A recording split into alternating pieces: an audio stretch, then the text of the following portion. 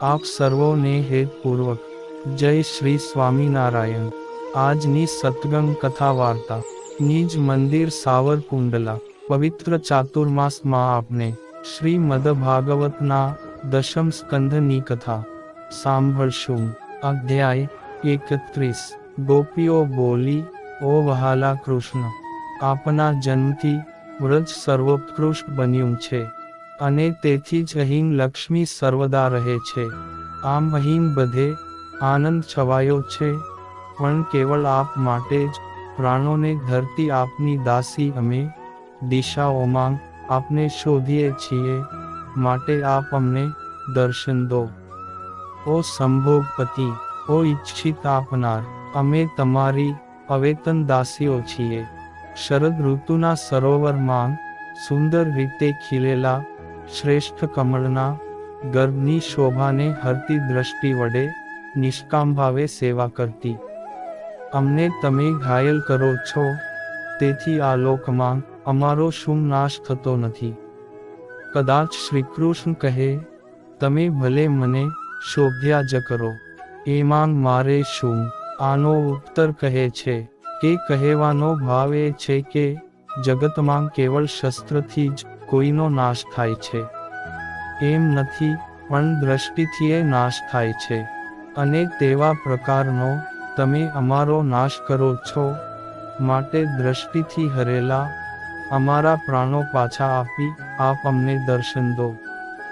હે સર્વોત્કૃષ્ટ દેવ, કાલિય નાગથી ઝેરી બનેલા યમુનાના પાણીથી થતા નાશથી, અઘાસુરથી ઇન્દ્રે શરૂ કરેલા વરસાદથી, વાયુથી, વીજળીઓના અગ્નિથી, અરિષ્ટાસુરથી, વ્યોમાસુરથી અને બીજા પણ સર્વ ભયોથી આપે અમારી વારંવાર રક્ષા કરી છે। અર્થાત એ રીતે કૃપા કરીને અનેક મૃત્યુઓથી આપે અમારી રક્ષા કરી છે, તો હવે દ્રષ્ટિથી કામદેવને પ્રેરી અમને કેમ મારો છો? એવો આશય છે। ઓ મિત્ર, તમે કની ગોપી યશોદાના પુત્ર નથી, પણ સમગ્ર પ્રાણીઓના અંતરાત્મા હોઈ બુદ્ધિના સાક્ષી છો। હે સખા, બ્રહ્માએ પ્રાર્થના કરેલા આપ જગતની રક્ષા કરવા યાદવોના કુળમાં જન્મ્યા છો। કહેવાનો ભાવ એ છે કે સમગ્ર જગતનું પાલન કરવા જો આપ અવતર્યા છો, તો આપની ભક્ત અમારી ઉપેક્ષા કરવી તે અત્યંત અયોગ્ય છે। માટે હે યાદવ શ્રેષ્ઠ, ઓ કાંત, આપનું હસ્તકમળ સર્વ કામનાઓ આપનાર, લક્ષ્મી દેવીનો હાથ ગ્રહણ કરનાર અને સંસારના ભયથી આપના ચરણને શરણે આવેલાઓને નિર્ભય કરનાર છે, તેને આપ અમારા મસ્તક પર મૂકો। ઓ વ્રજવાસીઓની પીડાનો નાશ કરનાર વીર, પોતાના ભક્તજનોના ગર્વનો મંદ હસવાથી નાશ કરનારો મિત્ર, આપની દાસી અમને આપ સેવો અને પ્રથમ તો આપના સુંદર મુખ કમળના અમને દર્શન દો। આપનું ચરણ કમળ આપને પ્રણામ કરનારા પ્રાણીઓના પાપોનો નાશ કરનારું, અત્યારે કૃપાથી પશુઓની પાછળ જતું, સૌભાગ્યને લીધે લક્ષ્મી દેવીને રહેવાનું ઘર અને પરાક્રમની અતિશયતાને લીધે કાલિય નાગની ફેણ ઉપર મુકાયેલું છે, તેને અમારા સ્તનો ઉપર મૂકો અને અમારા કામનો નાશ કરો। ઓ કમળ નયન, ઓ વીર, સુંદર વાક્યો વાળી અને વિદ્વાનોના મનને પણ આકર્ષતી આપની ગંભીર મધુર વાણીથી મોહ પામતી આપની દાસી અમને આપના અધરામૃતથી આપ જીવાડો। હે પ્રભો, અમે તો આપના વિરહથી મરી જતી હતી, પણ આપનું કથામૃત પીવડાવનારા પુણ્યશાળીઓએ અમને જીવાડી છે, કે જેઓ કેવળ આપની કથારૂપ અમૃતનું વર્ણન કરે છે, તેઓ જ જો મહાભાગ્યશાળી છે, તો જેઓ આપના પ્રત્યક્ષ દર્શન કરે છે તેઓની તો વાત જ શી? માટે અમે પ્રાર્થના કરીએ છીએ કે આપ દર્શન દો। હે પ્રિય, ઓ કપટી, ઓ નાથ, હે કાંત, આપ પશુઓને ચારતા વ્રજમાંથી નીકળો છો, ત્યારે કમળ જેવા કોમળ આપના ચરણ. કાંકરા, ઘાસ અને અંકુર વગેરેથી દુઃખ પામતા હશે, એવો વિચાર કરતાં અમારા મન વ્યાકુળ બને છે. આમ અમે આપના દુઃખથી શંકિત મનવાળી રહીએ છીએ, અને આપમાં પ્રેમાર્દ્ર ચિત્ત છીએ. છતાં આપ કયા કારણથી અમારી સાથે કપટ કરો છો, હે વીર? સાયંકાળે કાળા કેશથી વીંટાયેલું, ગાયોના પગથી ઉડેલી, પુષ્કળ રજથી ભરાયેલું, અને તેથી જ ભમરાઓની પંક્તિ અને પરાગથી વ્યાપ્ત કમળ જેવું મુખ ધારણ કરતા આપ તે મુખને વારંવાર દેખાડી અમારા મનમાં કામાવેશ ઉત્પન્ન કરો છો.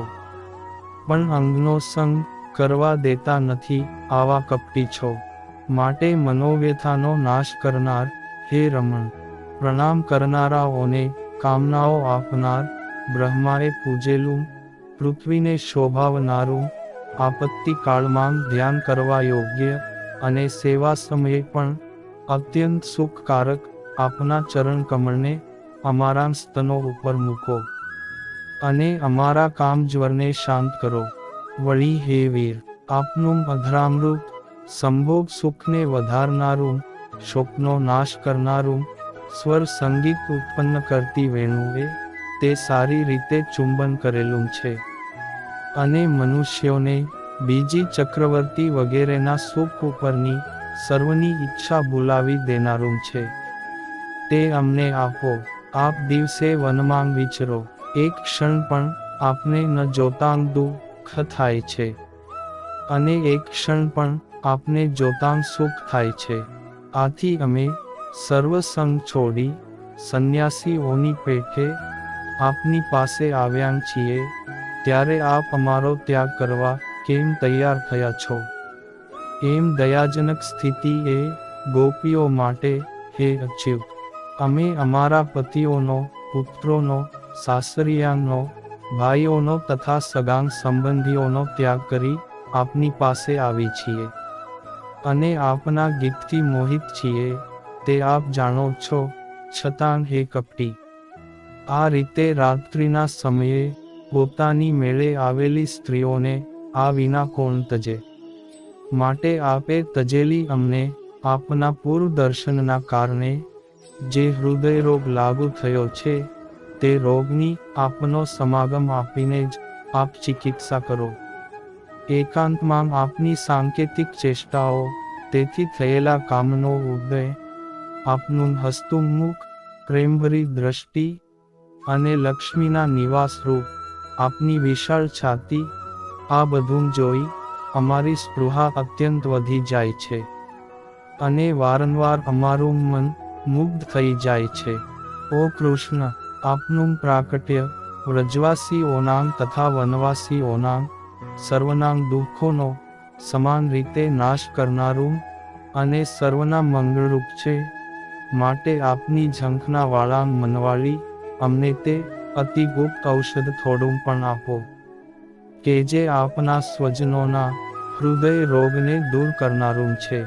ઓ પ્રિય, આપના કોમળ ચરણ કમળને અમે અમારા કઠણ સ્તનો ઉપર ડરતી ડરતી ધીમે ધીમે મૂકીએ છીએ, ત્યારે આપ તો એ જ ચરણ કમળથી રાત્રિના આ સમયે ઘોર જંગલમાં છુપાતા છુપાતા ભટકી રહ્યા છો. તો શું કાંકરા વગેરેથી તે આપના ચરણ કમળને પીડા થતી નહીં હોય? આવો વિચાર કરતાં આપરૂપી જીવનવાળી અમારી બુદ્ધિને ચક્કર આવે છે. ઇતિ શ્રીમદ્ ભાગવત મહાપુરાણના દશમ સ્કંધ પૂર્વાર્ધને વિશે 31મો અધ્યાય સમાપ્ત. ને હવે પછીની કથા વાર્તા આપને આગળના ભાગમાં સાંભળશું. અત્યારે આપ સર્વોને ભાવથી જય શ્રી સ્વામિનારાયણ.